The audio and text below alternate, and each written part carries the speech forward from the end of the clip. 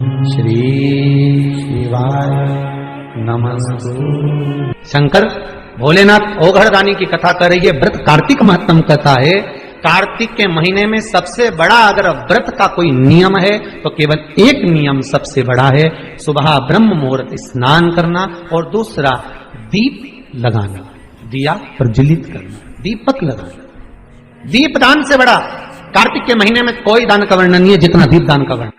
इतना सुंदर लिखा है, कार्तिक के महीने में 10वीं तिथि को जो तुलसी की डंडी को घी में भिगोकर अपनी कामना कर भगवान के सामने दिए में रखकर जला देता है, दिए की तरह उससे आरती उतार देता है, कहते हैं उसका जन्म दूसरी बार पृथ्वी पर नहीं होता, तो भगवान के गोलोक धाम में जिंदगी भर के लिए विराजमान हो जाता है।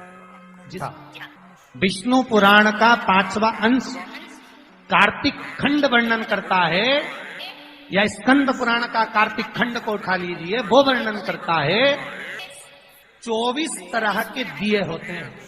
कितने तरह के? 24 तरह के दीप होते हैं।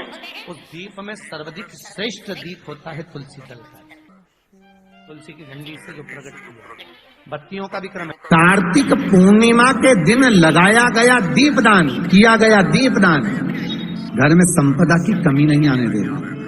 ये उसी में का जैसे कार्तिक के महीने में आंवले के पेड़ के नीचे लगाया गया घी का दिया, चौमुखी 4 बत्ती का दिया जो आंवले के पेड़ के नीचे कार्तिक के प्रथम दिन से लेकर कार्तिक पूर्णिमा तक जो आंवले के पेड़ के नीचे चौमुखी दिया 4 बत्ती का लगाता है, उसके घर में संपदा की कभी कमी नहीं होती। महाराज लक्ष्मी कभी कम नहीं होती, लक्ष्मी घटती ही नहीं।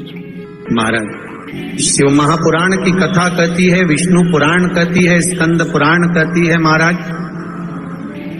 कि भगवान नारायण स्वयं इस जड़ के नीचे अपना विश्राम करते हैं। प्रयास करा करो, 1 चुटकी हल्दी, कितनी? मात्र 1 चुटकी हल्दी, आंवले के वृक्ष के नीचे भगवान हरि हर महादेव, कौन से महादेव हैं? हरि हर महादेव के नाम से रखकर उस पर पूर्व मुख कर पूर्व की ओर मुख कर जल समर्पित करना प्रारंभ कर दीजिए।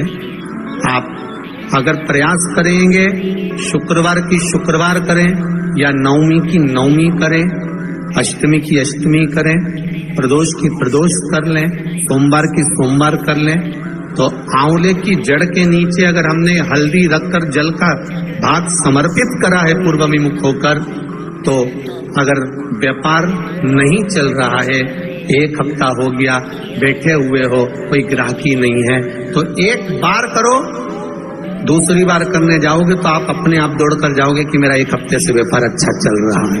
आप दूसरी बार करोगे तो आपको ये ज्ञान उपदेश ये प्राप्त हो जाएगा, अपने आप रिजल्ट सामने आएगा कि हाँ, हमने आंवले के वृक्ष के नीचे हल्दी को समर्पित करा था और उसको चढ़ाने के बाद हमने जो जल चढ़ाया है उसका फल हमको प्राप्त हुआ।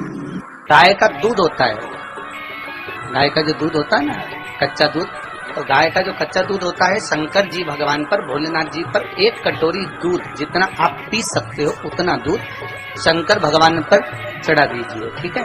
और चढ़ाने के बाद में शंकर पर चढ़ाया और वो दूध कटोरी में झेल लो, और झेलने के बाद मंदिर के द्वार पर उस एक नींबू को काटो और अवधूतेश्वर महादेव का नाम लेकर नींबू को निचोड़ कर शंकर की देहली पर बैठकर शिव जी का शिवलिंग देखते हुए जो पी जाता है, उसके जीवन में जो मसों की बीमारी होती है वो समाप्त हो जाती है, कभी नहीं हो सकती।